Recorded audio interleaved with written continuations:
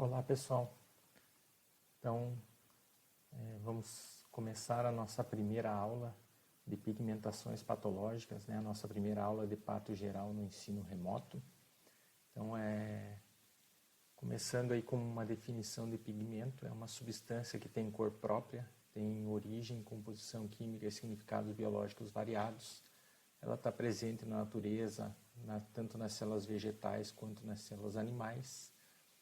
Então são exemplos aí o caroteno e a clorofila nas células vegetais e a melanina nas células animais. A pigmentação, então, é um acúmulo normal ou patológico de pigmentos em certos locais do organismo. Esses pigmentos eles podem ter duas origens. Podem ser pigmentos exógenos, que é formados fora do organismo animal, que são formados fora do organismo animal, e pigmentos endógenos, que são originados de substâncias que são sintetizadas pelo próprio organismo. Então, vamos falar um pouquinho dos tipos, né, desses pigmentos. Então, dos exógenos, os que são formados fora do corpo, a gente tem o carbono, pigmentos que estão presentes em tatuagens, as poeiras, né, que são aspiradas, carotenoides e também a tetraciclina. Os endógenos são formados no interior do corpo, a gente tem aí a melanina, a lipofucsina, a hemoglobina, hematina, a hemosiderina, hematoidina, bilirrubina e a porfirina. Então, os pigmentos exógenos, eles são absorvidos por via cutânea. A gente encontra eles nas tatuagens. Então, em alguns animais, como suínos, bovinos e ovinos, eles são tatuados dentro da orelha. Nos cães, né, na face interna da coxa. No lábio inferior do equino, né, a gente pode encontrar essas tatuagens. São utilizados vários produtos, como a tinta nanquim, o azul da Prússia e o sulfeto de mercúrio, que é o cinábrio, né, um pouco menos usado, que dá uma coloração esverdeada. Microscopicamente, o que a gente vê? Macrófagos, né, ou estiócitos, que estão lá no tecido, com pequenos grânulos que são fagocitados. Esses grânulos também podem estar retidos no tecido conjuntivo fibroso entre as fibras. Então, como a gente vê aqui nessa nossa imagem, né, quando a gente vê as fibras, né, esses grânulos pretos aqui entre as fibras de colágeno, né, então atingindo até algumas fibras, então nesse material aqui na derme, né, logo abaixo da epiderme. Os pigmentos também podem ser exógenos, né, podem ser por outra via digestiva. Então a gente tem aí a adipoxantose, né, que é também chamada de pseudoicterícia, é quando a gente tem acúmulo de caroteno ou também de provitamina A, quando o animal ingere muito caroteno, né, então uma ingestão excessiva. O caroteno está presente no milho, então ingestão excessiva desse material. O caroteno, então, aumenta na corrente sanguínea e aí se deposita no tecido adiposo ou no fígado, dando a esses tecidos uma coloração amarelada. É importante a gente diferenciar esse pigmento da icterícia. A icterícia é um problema, uma patologia que está envolvendo o fígado, a gente vai ver logo em seguida, e aí temos que diferenciar o caroteno da icterícia. Tá? Então aqui tem uma foto de um animal no rim, então na gordura perirrenal a gente vê essa coloração amarelada, né, aqui alaranjada, que é bem característica aí dos carotenoides, como a gente viu que se acumulam na gordura, né? Então, como é que a gente faz o diagnóstico diferencial da adipoxantose para a icterícia? Tem algumas formas. Então, a primeira é ver quais os tecidos tratados por esse pigmento. Então, a adipoxantose ela não tem afinidade por fibras elásticas. A gente não vai encontrar ela na cápsula articular, na íntima dos vasos, nem nas mucosas. Ela cora somente o tecido adiposo e o fígado. A icterícia, ela cora de amarelo todos os tecidos, né? É um outro pigmento que a gente vai ver depois que cora de amarelo todos os tecidos. Então, esse é o modo de diferenciar, localizar onde está esse pigmento. O segundo modo é fazer um teste. Pegar um fragmento de fígado desse animal que a gente suspeita que está com adipoxantose ou icterícia e colocar um pedaço do fragmento em água e um pedaço desse mesmo fragmento, desse mesmo fígado em éter. Se o éter corar de amarelo é adipoxantose. Por quê? Porque ele é lipossolúvel, né? E se a água corada é amarelo, é icterícia, né? A icterícia, o pigmento da icterícia é hidrossolúvel, né? Certo? Tem outra maneira também, lá no frigorífico, o médico veterinário ele pode sequestrar a carcaça por 24 horas. E nesse sequestro da carcaça, normalmente na adipoxantose ocorre a diminuição do amarelamento da carcaça, né? Daquelas estruturas da gordura e do fígado, né? Então, e aí essa diminuição indica que é a adipoxantose. A icterícia não, ela permanece, né? A coloração permanece por mais tempo. E aí é uma maneira de se fazer esse diagnóstico diferencial. Tá?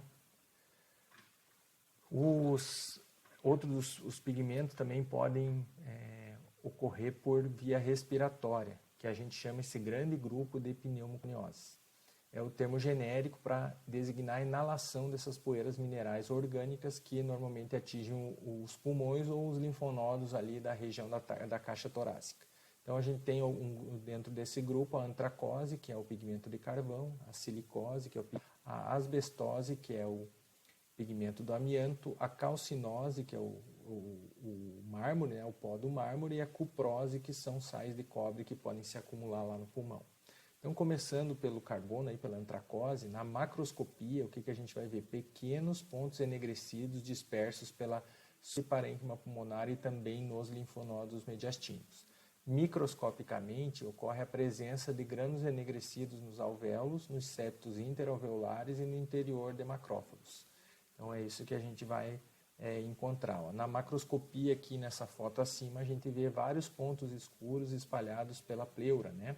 No pulmão aqui a gente consegue observar. Na microscopia, onde é que eles estão?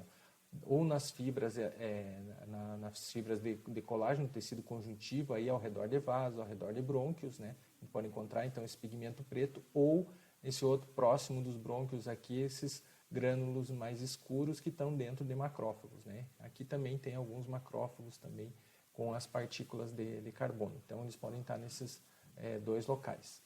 Então, aqui um outro caso menor, né, com menos quantidade de carbono, e aqui, de novo, encontra até macrófagos dentro, né, de alvéolos, e aqui na parede, no tecido conjuntivo. Tá?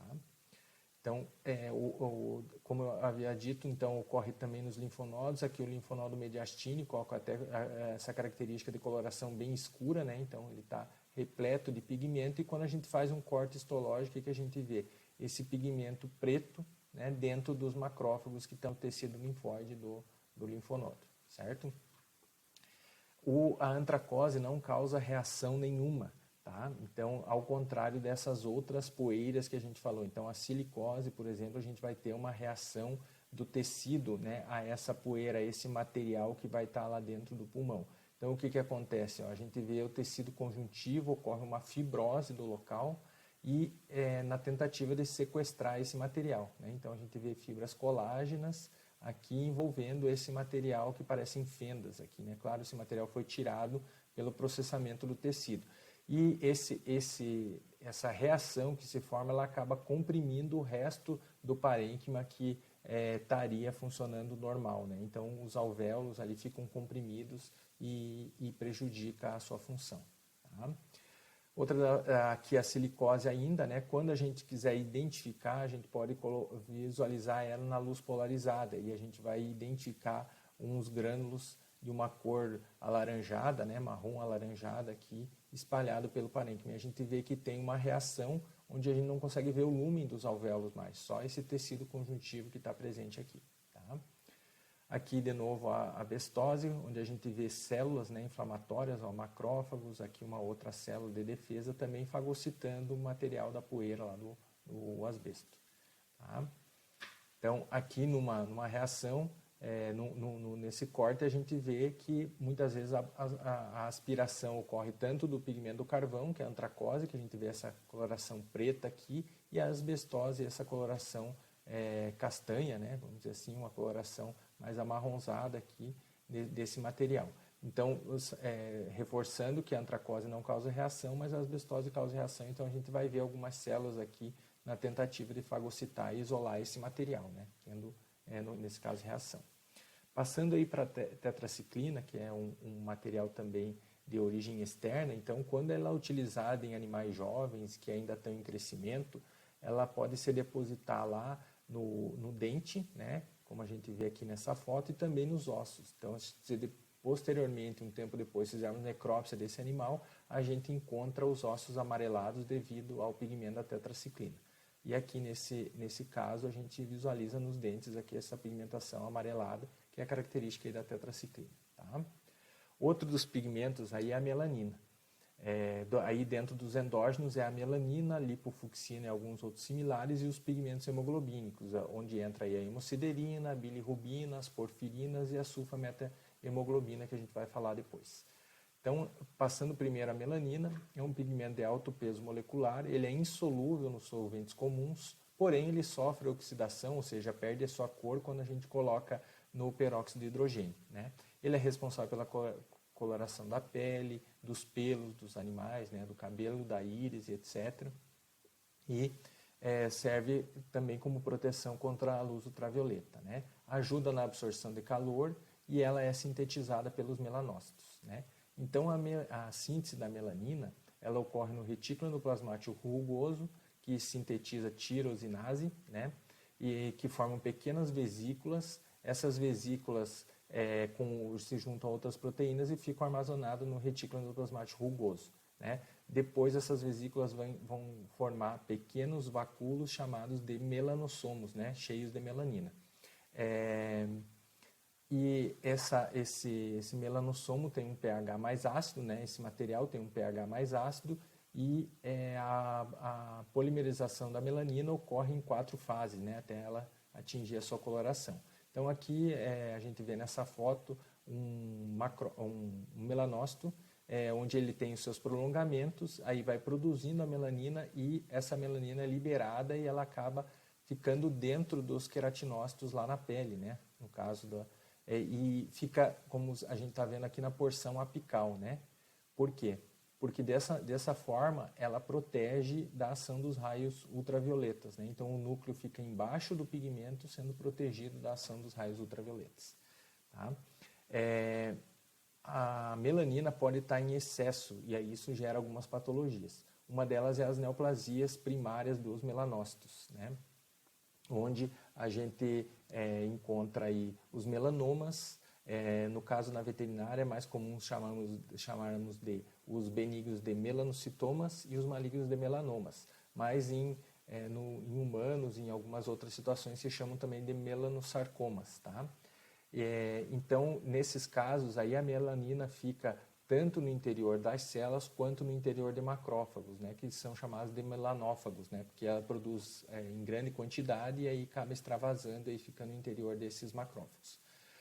Outra alteração que a gente encontra é a melanose maculosa. Ela está presente em várias lesões crônicas. A principal delas ela vai acontecer na pele, quando o animal tem o que a gente chama de endocrinopatia, uma alteração endócrina, principalmente da adrenal. Então, um hiperadrenocorticismo vai levar a esse acúmulo de melanina na pele, tá? Então, vai ocorrer em várias regiões, tá? Então, o melanoma, ele é um tumor, né, com a multiplicação desordenada desses melanoblastos ou dos melanócitos, né? Então, os melanoblastos são os jovens e os adultos já os melanócitos. É encontrado com maior frequência na pele, boca e olhos, e qualquer lesão pigmentada que altere a coloração ou que apresente crescimento ou sangramento, ela deve ser estudada histologicamente para distinguir. O melanoma ele pode ser amelânico, né? Ou seja, onde ele não produz a melanina ainda. Por quê? Porque normalmente são os melanoblastos que não amadureceram ainda, né? Ou também melanócitos que tem uma falha nessa produção de melanina. Então, devido à falta de diferenciação desse material, não ocorre a produção de melanina de maneira adequada. Então, ela não tem a coloração característica da melanina, né? Então, aqui a gente vê no cavalo, né, o cavalo com a pelagem branca, o tordilho, que tem a pele preta e a pelagem branca, é comum a gente encontrar o melanoma. Então, aqui na base da cauda, ali na região do períneo, a gente vai encontrar o melanoma, e aqui nesse outro um fragmento de pele aqui, onde a gente vê também uma massa escura, né, no centro, aí, uma região escura no centro, que é bem característico também do melanoma. Tá? Aqui uma foto da melanose maculosa, como eu falei, então alterações endócrinas podem levar a isso, essa pigmentação excessiva da pele. A pele também fica espessa, normalmente enrugada, com essa pigmentação excessiva, né? Então, normalmente a região de coxa, ela é simétrica, é bilateral, né? E começa em algumas regiões, como axilas, e aí vai se espalhando para o resto do corpo, tá?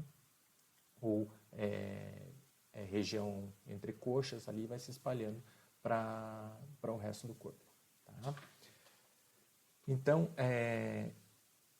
a presença de melanina, ela pode ocorrer também em locais onde normalmente não vamos encontrar, tá? Certo? Que é a pleura, no endocárdio, lá no fígado, na cápsula de Gleason, nas meninges, né? Então, em alguns órgãos, como por exemplo a pleura, ela pode formar manchas na forma de tabuleiro de xadrez, né? Um local mais claro, outro mais escuro e assim por diante. E é mais frequente encontrado em animais jovens.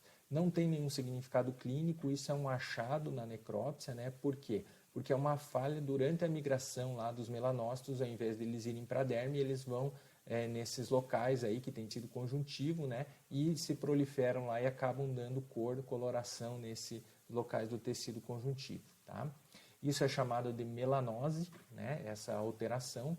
E a gente encontra, então, por exemplo, na aracnoide de animais mais escuros. Um exemplo bem clássico são ovinos da raça Suffolk, mas em bovinos também tem a pelagem escura, podemos encontrar. Na mucosa oral de algumas raças, como o bovino Jersey e cães da raça Chow Chow. Então pode acontecer esse depósito congênitos, é chamado de melanose congênitas. Pulmão e aorta de bovinos também é comum encontrar, ovinos e também suínos, né? Como eu falei, na pleura lá dos bovinos, dos suínos é bastante comum. E não tem nenhum efeito adverso, né? Ela é uma camada fina, não altera. Se a gente faz a histologia, vai ver só os melanócitos lá normais nesses locais, tá?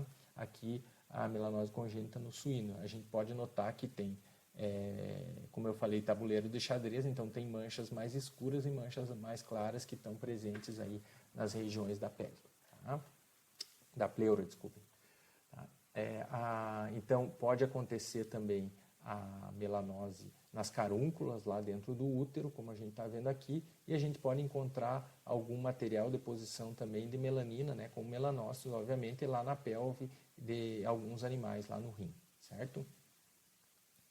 Outra alteração, né, que é a acantose nigricans, que é uma dermatopatia, ela é decorrente da dermatopatia no cão, onde ocorre um processo de hiperpigmentação, então um excesso de pigmentação, perda de pelos também, que é a alopecia, e normalmente é simétrica. Ocorre nas axilas, na face interna da coxa, escroto, abdômen, na região inguinal. A pele apresenta-se rugosa, dura e com um odor também desagradável pela acúmulo, às vezes, excesso de gordura que ocorre ali, né, e pelos mortos, material morto que acaba se acumulando.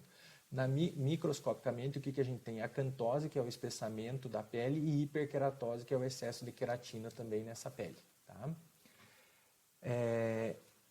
Dentro aí das patologias que estão relacionadas com a falta de melanina, a gente tem o albinismo, né? O albinismo é uma despigmentação generalizada da pele, normalmente é uma deficiência congênita na síntese da tirosinase, não na síntese de melanina, mas sim da tirosinase que produz a melanina, né? E já foram observadas várias espécies, né? Em cavalo, coelhos, cães e gatos, também em animais silvestres, né? De várias espécies e gêneros aí foi já relatado esse albinismo, tá? Os melanócitos eles estão presentes, porém eles não conseguem sintetizar a tirosinase que vai produzir a melanina. Tá? Quando a gente tem uma falta de melanina parcial ou em algumas regiões do corpo, a gente chama de vitiligo. Ela é uma acromia, ou seja, uma falta da coloração da pele que é localizada, né? Ela pode ser adquirida e normalmente são manchas irregulares, né? É comum a gente encontrar nos equinos, mas pode encontrar em outras espécies também, já foram relatadas aí, tá? Até mesmo cães. Outra patologia com a falta de melanina é as leucotriquias, é uma despigmentação que ocorre nos pelos e é mais comum nos animais senis. Ocorre no homem, no equino, em cães e gatos, pode ocorrer em alguns animais por deficiência nutricional, exemplo, né, deficiência de cobre ou de ácido pantotênico, né, podem levar a esse processo. A falta de melanina pode ocorrer também em processos de cicatrização, o que é chamado de acromia cicatricial. Ela decorre da exaustão dos melanócitos ou a sua destruição no local onde está ocorrendo a formação da melanina. Tá?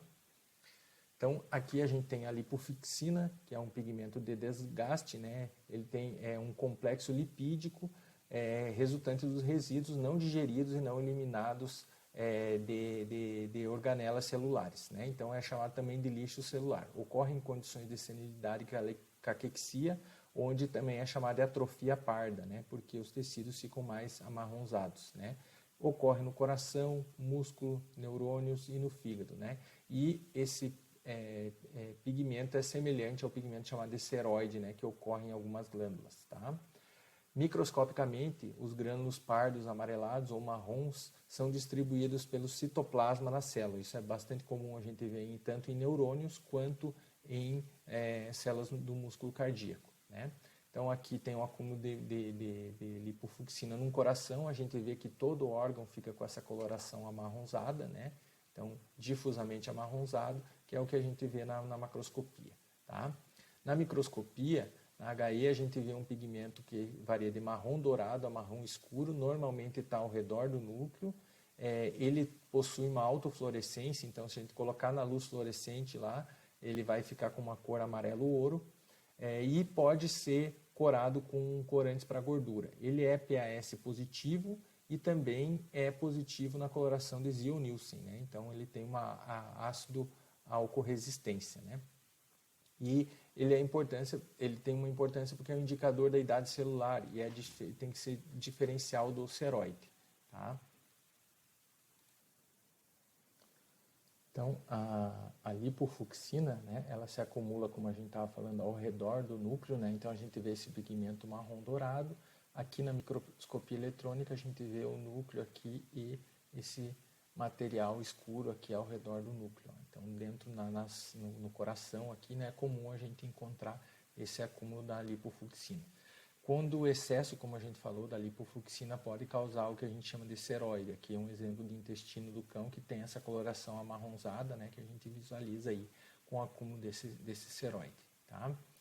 Então, o outro dos grupos é o pigmento derivado da hemoglobina. Ele tem ele dá a coloração vermelha às hemácias, né, responsável pelo transporte de oxigênio e de gás carbônico, e ela é constituída por duas frações, a globina e o radical M. O metabolismo desse pigmento gera outros dois pigmentos que são bastante importantes, que a gente vai tratar na aula, aí, que é a hemociderina e a bilirrubina.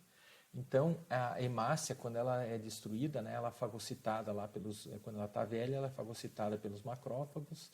Então, e aí a hemoglobina é quebrada em M, né, e aí vai dar origem à biliverdina lá ainda dentro do macrófago, que sofre a ação da biliverdina redutase, formando a bilirrubina. Essa bilirrubina, ela se liga à albumina e através do plasma ela chega até o fígado.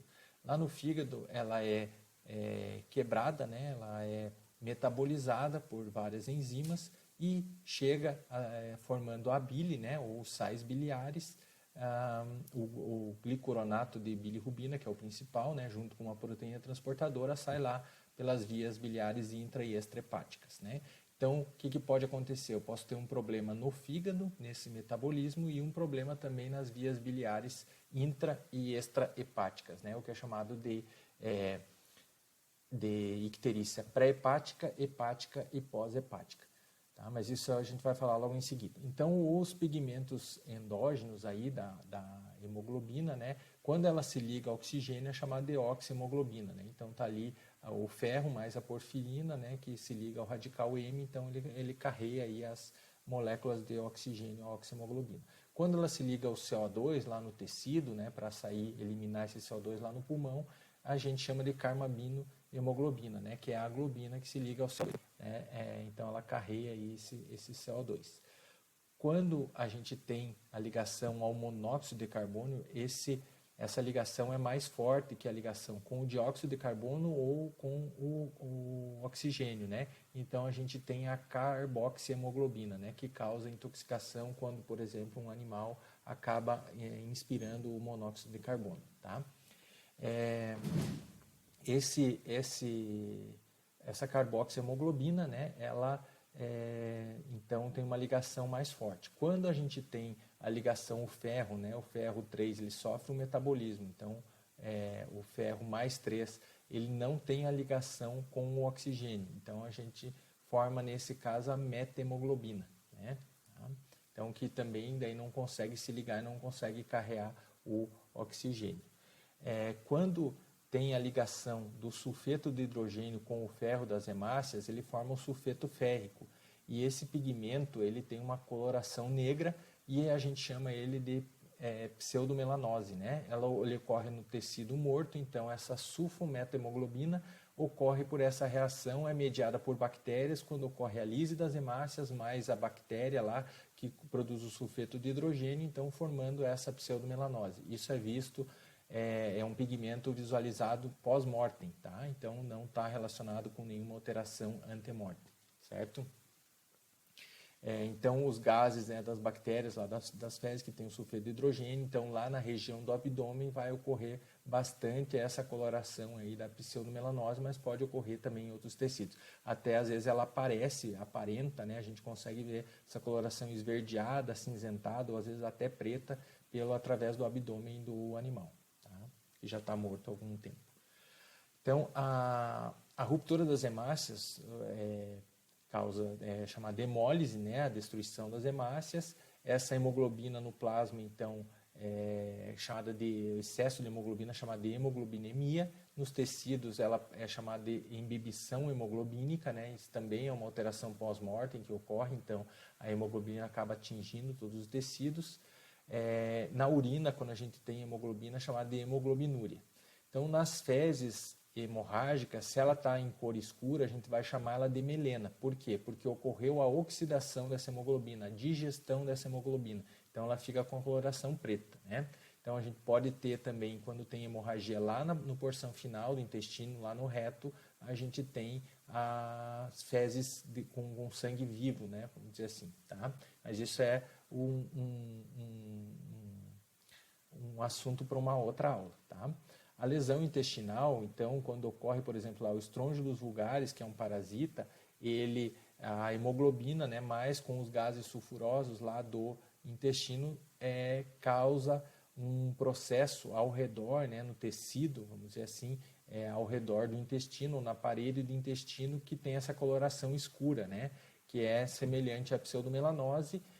E essa estrutura, né, essas áreas hemorrágicas que ocorrem lá no intestino grosso do equino, a gente chama essa lesão de hemomelasma ilei, né? Ela ocorre no ilho, como o próprio nome diz, né, mas no ilho e no intestino grosso, né, mas mais comum no ilho, e a gente chama de hemomelasma ilei, mais próximo da válvula iliocecal.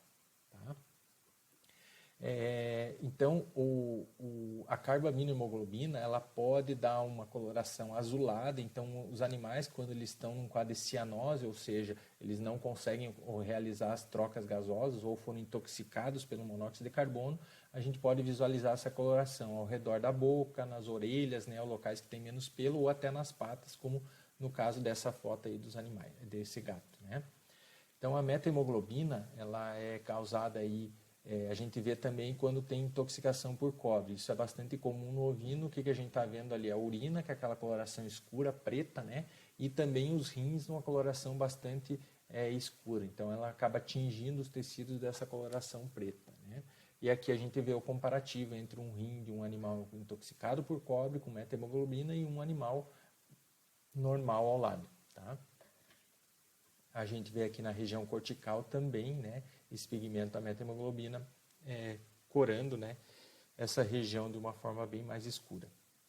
Aqui é o hemomelasma ilei, uma foto, né, exemplificando então o intestino, a parede do intestino, às vezes até na serose a gente consegue ver essas manchas de coloração escura de forma irregular aí no ilho, né, e também no intestino grosso. Tá? Então, a hemosiderina, ela é um pigmento amarelado ou dourado também, ou que varia, né, na coloração marrom. Ele normalmente é granular ou forma pequenos cristais, né? Ele é formado por ferritina, então é um derivado do ferro, né?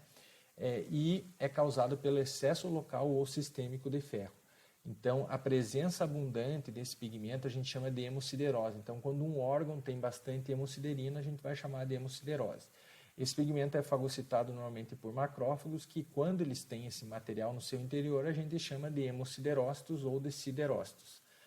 Ele não causa dano às células e tem uma importância como indicador de que houve uma destruição naquele local ou sistêmica em grande quantidade de hemácias, né? Então, esse é o papel da hemosiderina, é um indicativo, né? Vamos dizer assim. Qual é a ocorrência? Pode ocorrer em vários órgãos, mas a gente encontra mais no baço ou no fígado, né? Então, no baço, lá nos quadros de anemia infecciosa equina, infecção por hematozoários em vários animais, desde cães, gatos, bovinos, ovinos e equinos, e após transfusão de sangue também incompatível, a gente pode encontrar nesses dois locais aí uma grande quantidade de hemosiderina. Ela é também chamada, os macrófagos cheios de hemosiderina, quando a gente encontra eles dentro do pulmão, ela é chamada de célula do vício cardíaco. Por quê? Vai ocorrer um problema cardíaco, esse sangue vai se acumular lá no pulmão, né? Isso também é um assunto para outra aula do problema cardíaco, mas esse sangue começa a se acumular lá no pulmão e essas hemácias em excessos, às vezes elas acabam saindo até dos vasos sanguíneos e lá dentro dos alvéolos são fagocitadas pelos macrófagos alveolares, que metabolizam essa hemácia, acabam formando a hemosiderina, então também são chamadas de células do vício cardíaco, célula da falha cardíaca. Tá? Aqui a gente consegue visualizar alguns macrófagos com esse pigmento marrom aqui no seu interior, né, dentro dos alvéolos ainda, que é característico aí da hemosiderina. Tá? Aqui nessas células a gente vê também o pigmento amarelo, mais dourado aqui, né, nesse local, né, são nos hepatócitos, né, próximos aqui, que é a hemosiderina, e se a gente faz uma coloração chamada de azul da Prússia para corar o ferro, a gente vê que ele fica azul, como o próprio nome da coloração diz, e confirma que isso aqui é hemosiderina, que não é nenhum outro pigmento. Então, as áreas de hemorragia antigas também a gente pode encontrar, como é o caso dessa meninge. A gente vê umas áreas amareladas aqui nesse local, nesse outro aqui órgão, né, com glândulas aqui no meio das glândulas, acho que é o útero esse aqui, a gente consegue visualizar que houve um quadro de hemorragia aqui e vemos os macrófagos com hemosiderina no seu interior. Tá? No fígado aqui também podemos encontrar, né, áreas mais escuras, né, que são características aí desse material aí da hemosiderina se acumulando aí no parênquima hepático. Outro dos pigmentos é a hematoidina. Ele é um pigmento também amarelo acastanhado, que varia também a laranja avermelhado. Ele é derivado também de hemoglobina, mas não tem o ferro, né? Ele é livre de ferro. E ele é formado pelas células fagocitárias após a digestão das hemácias.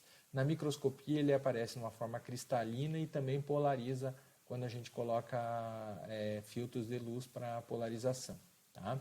A hematoidina, então, ocorre onde tem também um processo de hemorragia já há mais tempo, né? Então, essa coloração amarelada que a gente vê no cérebro aí, em alguns processos onde tem infecção bacteriana com destruição de hemácia, a gente consegue também ver esse material, né, depositado aí no tecido, então, que é a chamada de hematoidina. Tá? Aqui, de novo, então, a gente vê no parênquima esses cristais, aqui em meio às fibras, né, colágenas, e aqui formando dentro de um macrófago, né, um grande cristal aí, com a hematoidina. Né.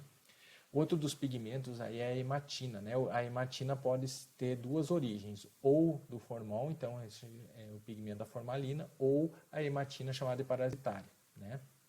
Então, a hematina parasitária, ela é decorrente da secreção, né, vamos dizer assim, dos parasitas. Então, a facíola, por exemplo, quando afeta o fígado lá e ela transita nos canalículos biliares, ela pode deixar rastros com esse material escuro, preto, né, que quando a gente faz a coloração também vai ter essa mesma cor preta e a gente vai ver esse material então depositado em meio aos tecidos lá, né, com essa coloração escura. E no formol, normalmente ela reage com o ferro, né? Quando o formol tem um pH muito ácido, acaba então se depositando aí, principalmente em locais onde tem muito sangue, né? Muita hemácia, né? Certo? Então, a hemoglobina com o ácido fórmico aí do formol forma uma cor negra, né, que é um artefato. Então, a gente consegue visualizar esse material.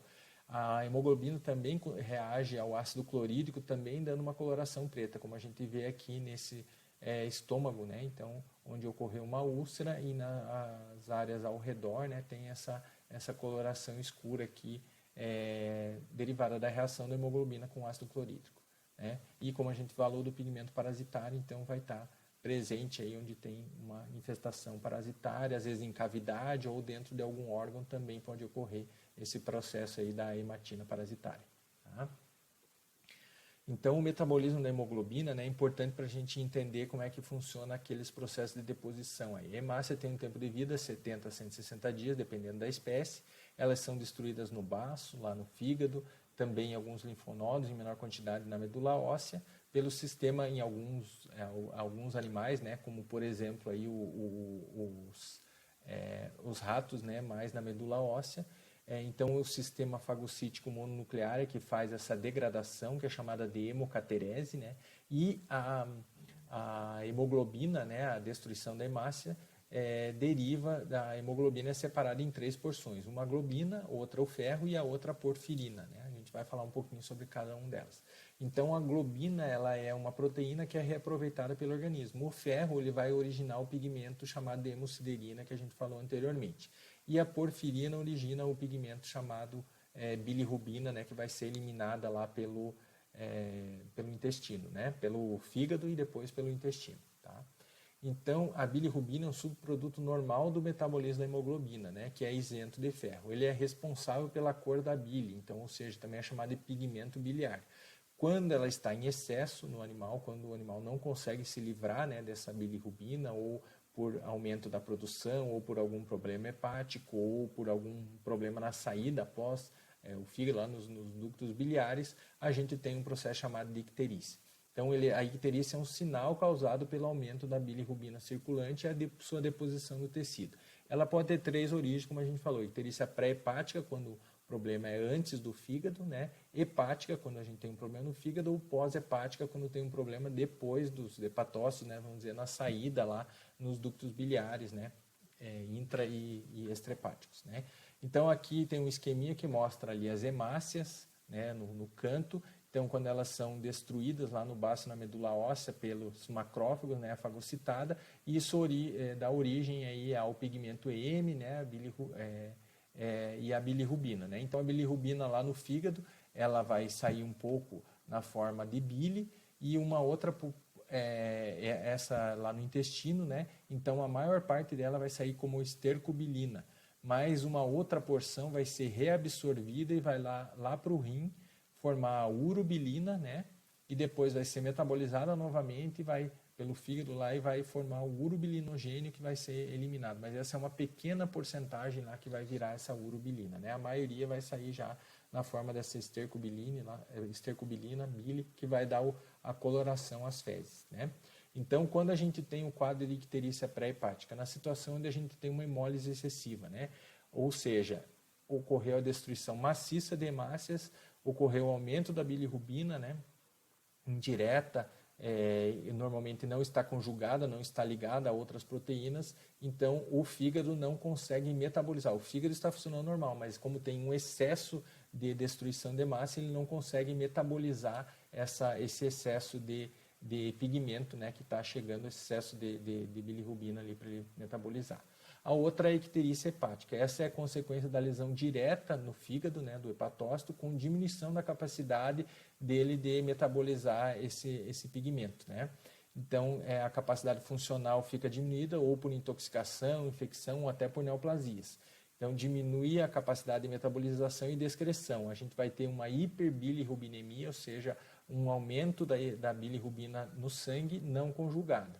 Por quê? Porque não foi conjugada lá dentro do hepatócito ainda. Então, ocorre tumefação dos hepatócitos, normalmente com bloqueio dos canalículos biliares. Nesse caso aí, é um problema hepático também, mas nesse caso a gente tem uma hiperbilirrubinemia conjugada, ou seja, o hepatócito está fazendo o papel dele, mas não consegue, embora o problema ainda seja hepático, né, nos ductos biliares lá, essa bilirrubina não consegue ser eliminada. E a pós-hepática, quando a gente tem uma compressão canalicular, que pode ser intra ou extra-hepática, com acúmulo da bilirrubina e reabsorção lá no fígado. Ocorre a diminuição do urobilinogênio e as fezes normalmente estão sem cor, né? Não são coradas, né? Ficam as fezes mais branquiçadas, né? Então, quando tem essa grande quantidade aí de bilirrubina, né, a gente vê toda a carcaça com uma coloração diferenciada, né? Como a gente está vendo aqui. Então, esse é uma oxidação já, né? Ocorreu a oxidação, então essa coloração marrom escura. E nesse outro aqui a gente vê a coloração aqui mais pálida, né? Dos tecidos aí, de mesmo a gordura nesse material. Aqui no pulmão a gente vê que não teve o acúmulo dessa bilirrubina. Quando a gente vê a carcaça com icterícia, como a gente falou, então todo o tecido conjuntivo, ó, como a gente está vendo do subcutâneo aqui, a gordura está amarelada, né? Esse é possível ver também no animal vivo na mucosa, né? A coloração das mucosas, e nos vasos, né? Lá nos grandes vasos do coração a gente consegue visualizar também esse material, tá? Com esse processo de hemorragia aí. Então, na icterícia, o fígado fica com a coloração também escurecida, né? E quando a gente tem o acúmulo lá dentro do fígado desse pigmento, a gente chama de colestase, que é como a gente está vendo aqui, ó, nos canalículos biliares, e às vezes até dentro de hepatócitos, como a gente está vendo aqui, a gente vê esse pigmento biliar amarronzado, então amarelo, uma cor de tijolo muitas vezes, né? Que é essa coloração da colestase, tá? Voltando lá na sulfa-metahemoglobina, né? A gente tem a pseudomelanose, que é uma alteração que ocorre após a morte devido à reação do ácido sulfídrico, né, com o ferro, né, então formando o sulfureto de ferro, sulfureto ferroso também, tá? Essa coloração acinzentada escura. Então a gente vê aqui no corte, né, do rim, na camada cortical, mais esse material, e nesse outro aqui sob a cápsula, né, foi retirada a cápsula, e abaixo da cápsula a gente vê essa coloração escura, né? Outra alteração que a gente encontra é a porfíria congênita. Essa a porfirina, né, é uma substância que participa da formação da hemoglobina e também de outros pigmentos, como a clorofila, e a porfíria ela acaba se acumulando nos tecidos. Quando tem um distúrbio no metabolismo dessas porfirinas, com acúmulo no organismo, ou o metabolismo anormal na formação do radical M, ou uma deficiência enzimática que gera a formação do que a gente chama de uroporfirina. Então, essa porfíria aí acaba se acumulando aí nos tecidos, como a gente vai ver depois. Ela também pode ocorrer, como está presente ali, como a gente falou, nas plantas, né, na clorofila, pode auxiliar aí na formação da fotossensibilização. A fotossensibilização é um quadro, né, que ocorre na pele devido ao acúmulo de substâncias que são chamadas de fotodinâmicas, normalmente exógenas, que podem ocorrer por ter plantas, pela ingestão de plantas que têm essas substâncias, né? Então, não é necessário que ocorra lesão hepática nessa fotossintetização primária, ou seja, as plantas são os agentes causadores da fotossintetização. São alguns exemplos de plantas estão aqui, né? O uso excesso de tetraciclina, de fenotiazina e também de sulfonamidas também podem levar esse quadro de fotossintetização, tá? Aqui na fotossintetização primária, então, o animal acaba ingerindo, né, essa substância, né, a substância fotodinâmica que está nas plantas, ela acaba se acumulando na circulação, e os locais mais expostos ao sol, como o focinho, região do úbere, vulva, acabam sendo comprometidos, né, pela ação solar. Aqui a planta amimachos, né, que a gente visualiza aqui um animal também com emagrecimento, pelo arrepiado, e aqui provavelmente tem um quadro de fotossintetização no pelo mais claro. Por que ocorre no pelo mais claro? Porque na pelagem, na área mais escura, tem a proteção da melanina, então a fotossintetização vai ser mais evidente, né, e bem mais característica e bem mais agressiva nas áreas sem pigmentação, tá? A fotossensibilização secundária, também chamada hepatotóxica, é quando ocorre a não metabolização da filoeritrina pelo fígado devido à lesão hepática, levando a um acúmulo de filoeritrina na circulação e nos tecidos. Então, a gente tem esse processo de insuficiência hepática. Normalmente, cerca de 70% do parênquima tem que estar afuncional, ou seja, não funcionando, para que ocorra esse tipo de fotossensibilização. Ela normalmente é aguda, né, de 1 a 3 dias, quando o animal ingere plantas como por exemplo, o cestrum, enterolobium, o xanthium e também produtos tóxicos como chumbo, anti-inflamatórios ou antibióticos. E ela pode ser crônica quando o animal, isso daí demora mais ou menos em torno de 4 semanas para ocorrer, quando tem a ingestão de plantas como senécio, como a braquiária, né, alguns tipos de braquiária, ou fungos, né, que estão presentes nas pastagens, como o Phytomyces chartarum, que produz uma toxina chamada esporodesmina, né? A clorofila, né, então, o metabolismo da clorofila forma a fluoeritrina, que também é uma substância fotodinâmica, ou seja, então, o que acontece? O fígado não está funcionando e aí acaba essa substância se acumulando, né, na circulação, levando à reação. É uma reação inflamatória na pele e causa lesões nas áreas, como a gente falou, despigmentadas, né? Então, aqui está um esqueminha que mostra que o animal ingere a planta, que tem a clorofila vai ser metabolizada lá no fígado, né, em filoeritrina, e essa filoeritrina fica circulante e acaba se acumulando aí na pele, né, circulando e indo para a pele e reagindo com os raios solares, causando a fotossensibilização, tá? Na macroscopia, a gente tem ulcerações e descamações cutâneas em áreas despigmentadas. O fígado normalmente está aumentado de volume, bastante pálido, um aspecto às vezes decozido. A vesícula biliar está bastante distendida e também com bastante hemorragias petequiais. E a gente encontra também a icterícia generalizada nesses animais com essa dermatite, né, fotodinâmica, principalmente se for secundária. O aspecto microscópio é a vacuolização do citoplasma dos hepatócitos, que estão mais próximos da tríade portal. Tem infiltrado inflamatório, né, principalmente próximo dos ductos biliares, e proliferação de tecido fibroso, principalmente no espaço porta. E áreas de fibrose em torno dos ductos biliares, né, que é bem característico desse complexo de lesões aí. Então, aqui a gente tem uma foto com a braquiária, né, onde a gente encontra aí também a intoxicação, né? E lá dentro dos ductos biliares a gente vai encontrar os cristais, né? Que vão causar esse problema hepático, levando aí também ao processo de fotossensibilização, tá? Certo? Então aqui nos animais, né, alguns exemplos de animais da raça holandesa, vejam que nas áreas pretas, né, o pelo parece que está normal, nas áreas brancas a gente tem o processo de fotossensibilização. Aqui novamente também, né, mais um quadro de fotossíntese, mesmo um animal branco, né, mas na área mais lateral aqui a gente tem áreas maiores, e aqui um animal totalmente branco, né, charolês, onde a gente encontra lesões mais agressivas, né, nesse animal, espalhado por todo o corpo.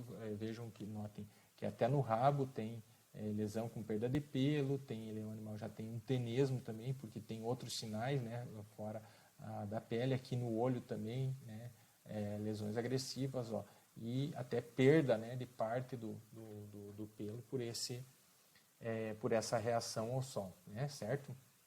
Então, por último, só voltando lá na porfíria ou na porfirina, né, ela acaba se acumulando, então, aonde? Nos dentes, então, dando essa coloração acastanhada ou às vezes uma coloração rosada também, a gente pode ver, tanto em ossos quanto em dentes, né, a gente encontra aí nos animais com essa característica. Então, aqui tem a deposição, né, de porfirina, né, nos ossos, e quando a gente faz a fluorescência, a gente consegue ver, né, esse material aqui. Então, aqui o material normal, aqui o material escuro, né, um pouco já oxidado, e quando coloca esse material na fluorescência, a gente consegue visualizar essa coloração meio avermelhada aqui na luz fluorescente. Tá? As inclusões intranucleares também podem ocorrer de algumas formas, como vacúolos autofágicos. Então, a gente vai sair um pouquinho dos pigmentos, agora falar de acúmulos que ocorrem dentro das células, né? O corpúsculo de inclusão de proteínas hialinas, corpúsculo de inclusão viral e inclusões por intoxicação por chumbo. Então, os vacúolos autofágicos, o que é? Quando acumula dentro da célula, né, tem uma falha nesse processo, então, ou a célula está fagocitando o material externo, que é chamado de heterofagia, ou quando ela está degradando um material lá seu interno, uma organela interna. Então, esse processo é chamado daí de autofagia. Então, vai se formar vacúolos, né?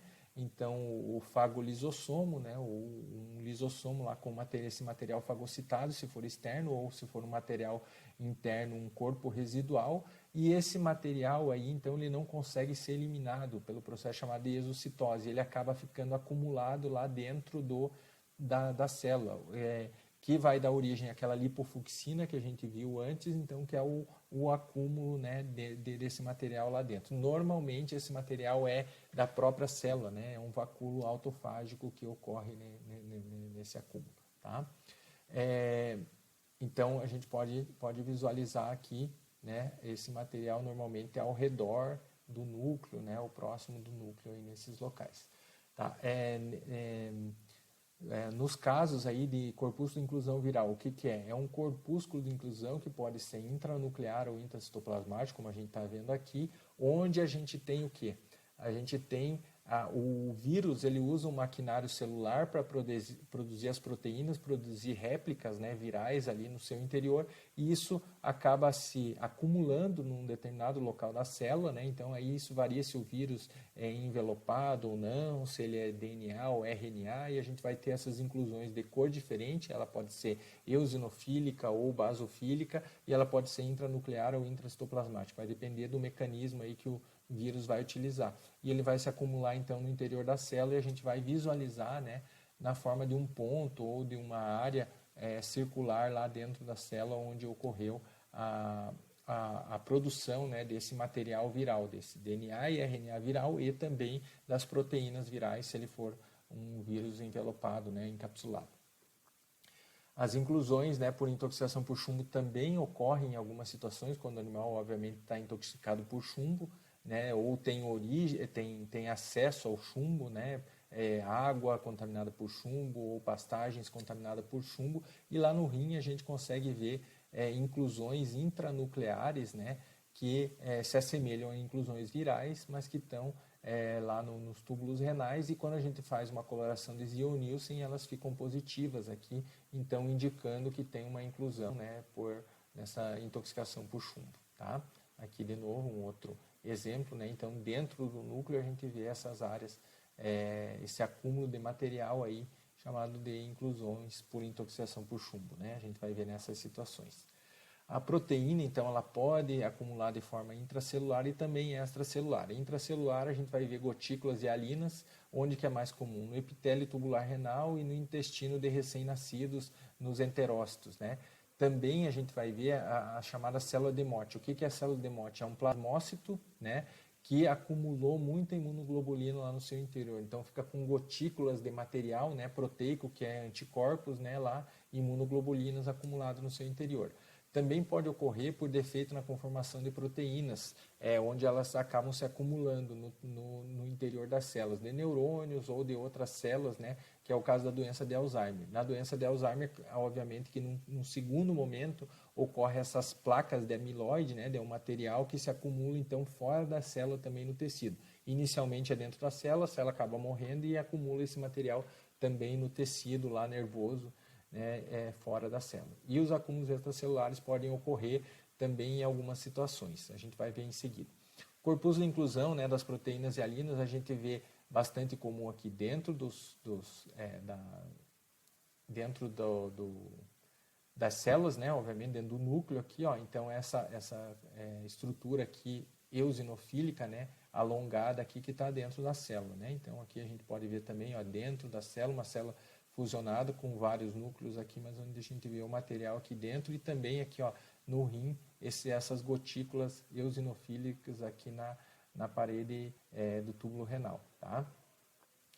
No glomérulo, então aqui o glomérulo normal pode ocorrer deposição desse material na parede de vaso e também no glomérulo. Então aqui um glomérulo normal e aqui um glomérulo que é onde acumulou esse material hialino, esse material proteico, que normalmente é complexo antígeno-anticorpo que se acumula nesse local. Então a gente começa a ver glomérulos onde tem uma diminuição da celularidade e mais essa maior quantidade desse material eosinofílico, né? Então, nesse glomérulo também tem uma diminuição dos capilares, né, ou até a ausência dos capilares, e normalmente começa a desaparecer o espaço de Bowman, né, ele ocupa todo o espaço aí do glomérulo. A gente vai encontrar algumas fibras colágenas entremeadas a esse material e muitos poucos núcleos, né, das células que formavam o glomérulo, tanto das células endoteliais, né, como formavam os vasos, como também das outras células que formam o tufo glomerular, né?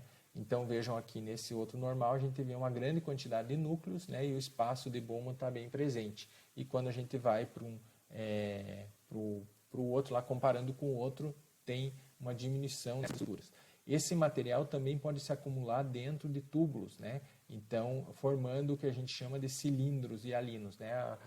No exame de sangue a gente consegue ver também esses cilindros. Então eles estão formados em espaços vazios e as tubulares estão aqui em volta desse material ali, né? Que está no lúmen e ele não é formado por células, né? A gente não vê núcleo celular, então é um material amorfo. Amorfo não porque ele tem o formato do rim, né?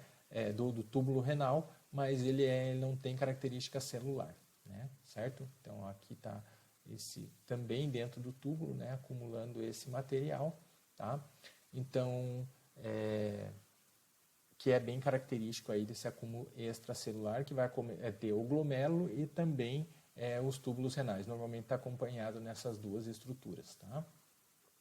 Então, pessoal, espero que vocês tenham gostado da aula, né? Então, esse é um formato novo, dá para vocês pausarem e voltarem aí. E qualquer dúvida, né? A gente vai se encontrar então na próxima quarta, né? Para quem acompanhou a aula até aqui, vai ter um momento de olhar as lâminas, né? No começo e depois um momento de tirar dúvida no horário da aula prática, né? Então, no momento da aula teórica, a gente vai ver a aula prática, né, com as lâminas, e no momento da prática a gente vai ser um momento de tirar dúvida e depois vamos ter uma atividade semanal, tá? Então, qualquer dúvida vai ter um fórum lá para a gente tirar as dúvidas e conversar também, discutir sobre esse assunto, tá?